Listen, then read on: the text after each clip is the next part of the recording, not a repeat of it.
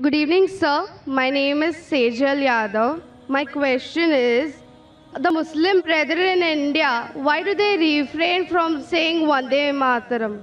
And what is the reason? I mean, Vande Mataram is a thing which symbolizes Indian nationalists and doesn't have a religious identity.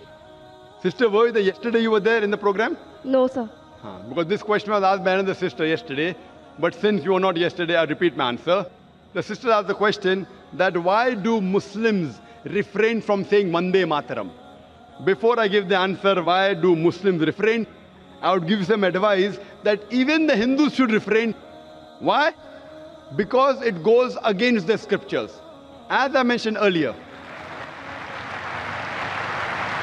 in the earlier answer when our Sikh brother he asked the question, I gave you quotations from Upanishad, from Veda, that Almighty God, you should worship Him alone and no one else. He has got no images. Now Vande Mataram is a song in which thrice it says that Vande Mataram, I bow down to my motherland. Now in Hinduism, you worship only Almighty God and no one else. God is the creator of this country also. Fine? So it goes against your scriptures. And Hinduism is against idol worship.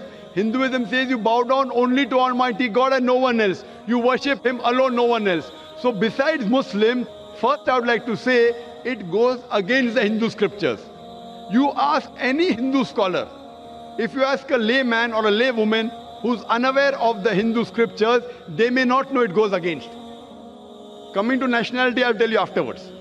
As far as Muslims are concerned, again this verse, Vande Mataram, it goes even against the Quran. Because in Islam, we worship only Almighty God and no one else. And this country, India, we Muslims, we love the country, we respect the country.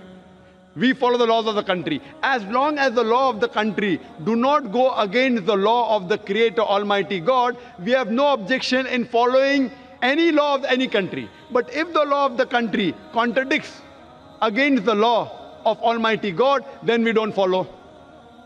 So Almighty God is the creator of this country. So who should we bow to, the country or to Almighty God? As far as India is concerned, most of us Muslims, we love the country, we respect the country. If required for the truth, we are ready to die for the country, but we will not bow to the country. Why? Because it goes against the law of the Creator.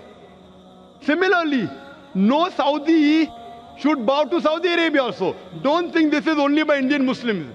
In Saudi Arabia, a Saudi will never bow down to Saudi Arabia. In Pakistan, a Pakistani Muslim will never bow down to Pakistan.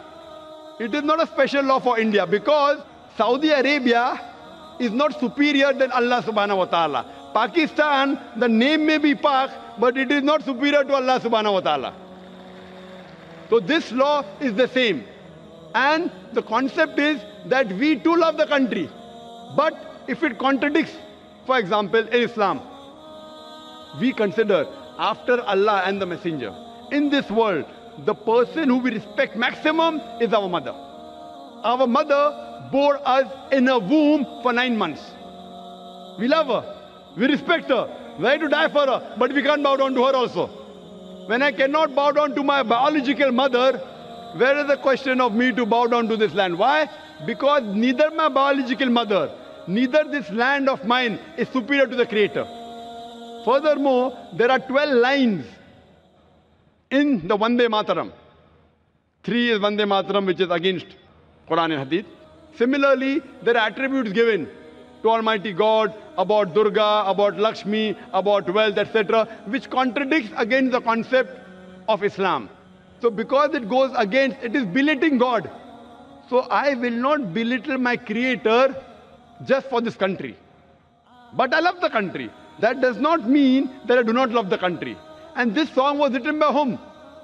It was written by Bankim Chakrabarty. For what? It was a political move. And now a few years back, they want to create a century and they don't even know the date when it is written down.